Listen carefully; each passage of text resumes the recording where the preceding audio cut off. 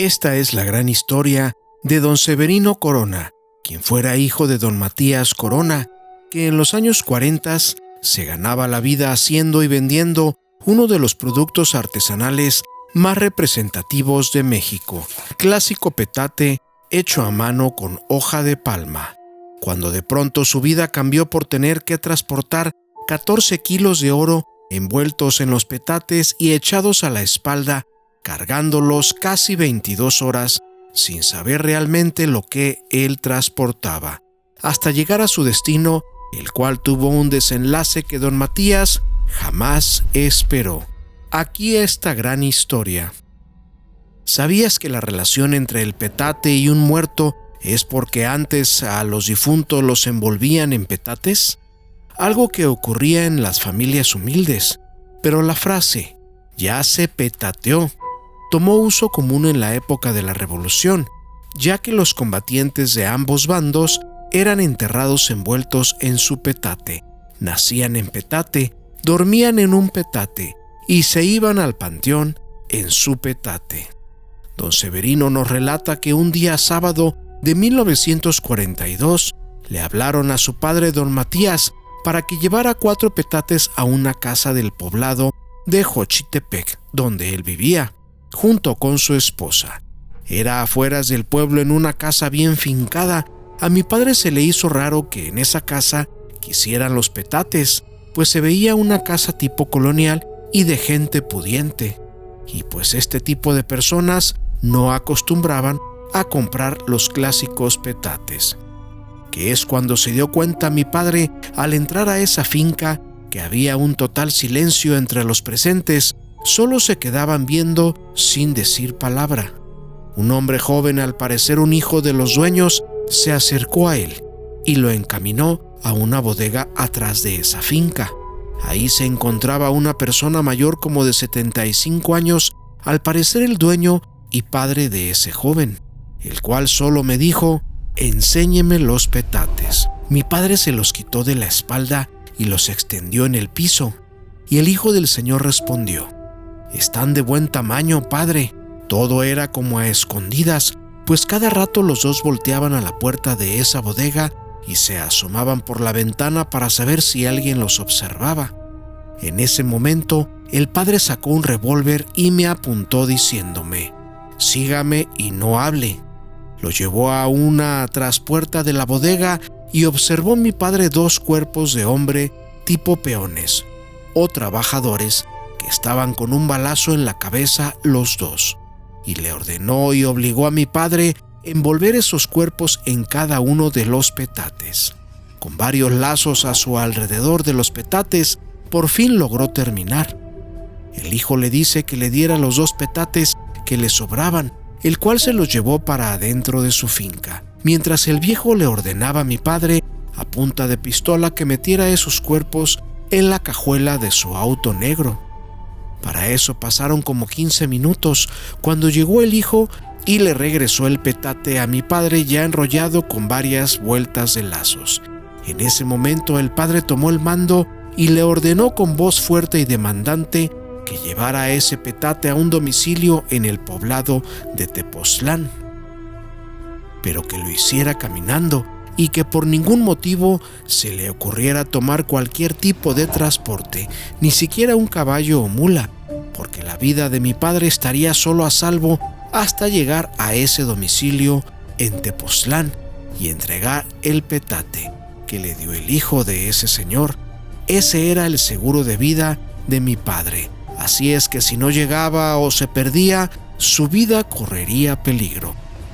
Mi padre jamás había pensado vivir esta experiencia tan amarga. Siempre fue una persona trabajadora y humilde, pero muy inteligente, porque hizo exactamente lo que le ordenaron, pues sabía perfectamente el tipo de calaña de esa gente.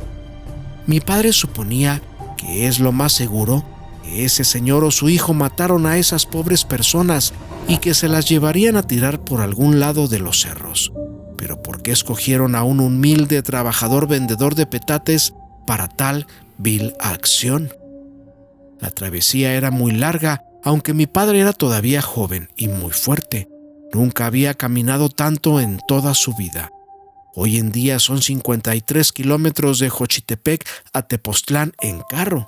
Anteriormente se tenía que ir por caminos, laderas y valles, y un poco más directos sin curvas, donde eran casi 30 kilómetros caminando en burro o a caballo, los cuales mi padre tuvo que recorrer toda una tarde y noche, cargando más de 14 kilos en su espalda. Cada paso que daba recordaba la acción obligada de meter esas personas a la cajuela, y al mismo tiempo, ¿qué carajos era lo que traía cargando? La curiosidad lo tenía agobiado, pues en cada paso alcanzaba a escuchar cómo algo de metal chocaban entre sí. Llegó la noche y tenía que adentrarse a un camino lleno de maleza, árboles y muy oscuro. No traía lámpara ni alimento alguno, hasta que escuchó un pequeño riachuelo que venía del poblado de Tepoztlán, y de ahí tomó agua con sus manos. Antes tenía que bajar de su espalda ese petate que cubría y resguardaba quién sabe qué. Conforme caminaba, sentía como los coyotes lo seguían. Todo era oscuro y muy frío, con el único ruido de sus pasos, su agitada respiración y los grillos y animales de la noche. La tercera vez que se puso a descansar, ya entrando a la madrugada, la curiosidad gobernó su mente y con mucho trabajo comenzó a desamarrar las cuerdas para ver qué es lo que traía cargando. Aunque solo eran 14 kilos, pero la caminata era constante, su espalda y hombros ya comenzaban a marcar los estragos de las llagas. Solo observó un pequeño alajero de plata, pues un gallo comenzó a cacarear el amanecer y eso le hizo recordar que ya estaba cerca de llegar. Volvió a cerrar con el nudo y continuó su camino. Después de más de 20 horas caminando sin comida ni agua, por fin llega al pueblo de Tepoztlán, como ya lo conocía. Las señas que le dieron de la casa donde tenía que entregar ese petate no le era desconocida. Todavía no existían asentamientos grandes, era un simple pueblo y tenía que ir a una vieja casa que se encontraba en el mero centro del pueblo.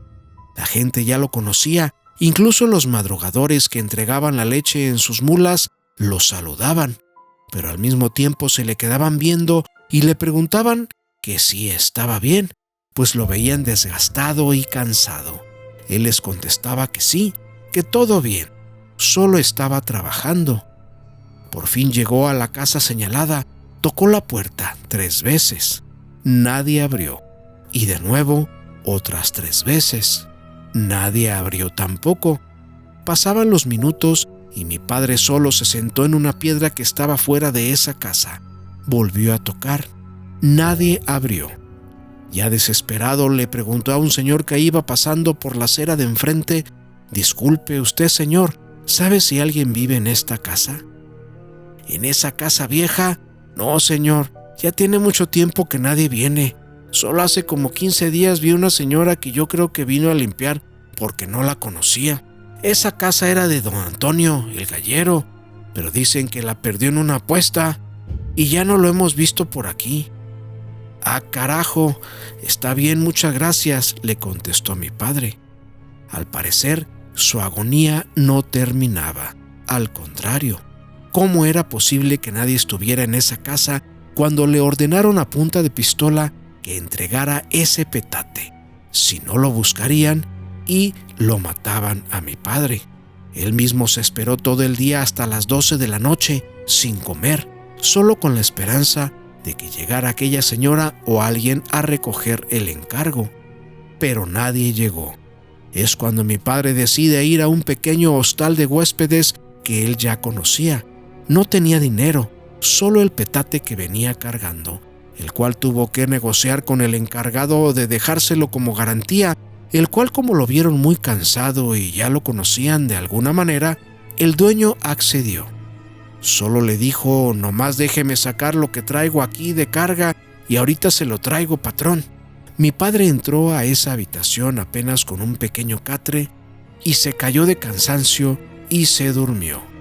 Pero lo despertó el dueño tocando la puerta diciéndole que le entregara el petate como habían quedado. Rápidamente comenzó a desatar las cuerdas que encerraban ese petate y al abrirlo vio cómo caían entre sus manos 2 alhajeros llenos de argollas y anillos con esmeraldas, 4 candelabros, 4 barras como de a kilo cada una y cientos de muchas monedas de oro que estaban en una bolsa de lona. Todo un tesoro de 14 kilos de oro puro que transportó durante más de 20 horas y él no lo sabía. En ese momento escondió todo debajo del catre y le entregó el petate al dueño del hostal, sin que se diera cuenta de lo sucedido. Lleno de miedo y pavor, por supuesto, pensó que ahora sí, hasta ahí habrían llegado sus días. Sudando frío, no pudo dormir y se pasó la noche en vela, ahora resolviendo qué sería de su vida. Tenía una fortuna en sus manos y no era de él, y si nadie lo recibió, decidió regresar a ese pueblo y devolver todo ese oro a quienes se lo habían obligado a cargar. Ya no pensaba en descansar ni comer, solo en salvar su propia vida, pues sabía de lo que eran capaces esas gentes. Esa misma madrugada se salió sin que nadie lo viera, agarrando las cortinas de ese cuarto y echó todo ese oro en su espalda nuevamente. Otras casi 18 horas caminando de regreso a ese pueblo de Xochitepec, pues apresuró el paso con la adrenalina a todo lo que da, donde su esposa lo esperaba. Claro, que muy inquieta y desesperada también, sabiendo que quizá le peguen un tiro en la cabeza, como a esos 2 hombres que vio, solo con su voluntad y humildad de decirles que no había nadie en esa casa y que les entregaba todo ese oro, a ver si así le lograban perdonar la vida. Pero gran sorpresa se llevó mi padre cuando las puertas de esa casa estaban abiertas.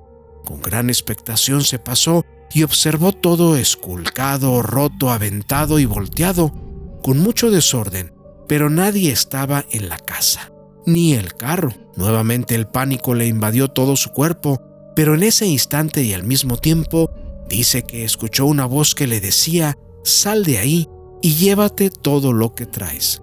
Quizás su ángel de la guarda, quizás su conciencia misma. Pero mi padre salió como rayo y se fue rumbo a la casa con su esposa. Cuando vio esa escena con mi padre maloliente, mugroso y muy cansado, pero al mismo tiempo sin decir palabra, mi padre abrió aquella cortina que envolvía 14 kilos de puro oro. Mi madre se asustó. Mi padre se fue a la cocina y se acabó casi la olla de frijoles que había cocinado mi madre. Le dijo que le pidiera los caballos de su hermana, que vivía a 3 cuadras de ahí, y se montaron los 2 y se fueron a México, con un hermano de mi padre. Nuevamente la travesía fue larga y muy dura. Pero para no hacer más largo este relato, solo les quiero decir que mis padres rehicieron su vida con ese oro, el cual mi tío les fue ayudando para poder venderlo e intercambiarlo por tierras y propiedades. Después nací yo y mis 3 hermanos más, y gracias a mi padre que murió con la angustia de lo que vivió sin saber nunca más de aquellas personas, y según le contaron que nadie volvió a saber de ese tal Antonio el Gallero, donde quisiera terminar opinando, tal vez, que ese tesoro a lo mejor quisieron dárselo a mi padre sin que éste supiera, para poder ellos marcharse después de haber despachado a esos inocentes. O realmente tenían que resguardarlo en Tepoztlán, les dieron algún pitazo y se fueron, y el Gallero huyó también, no sin antes despachar a aquellos peones que quizás se dieron cuenta de ese tesoro, o también se los pudieron haber robado. Si te ha gustado esta historia, por favor regálanos un like y suscríbete a este y a nuestro nuevo canal Explorando Historias. Hasta pronto.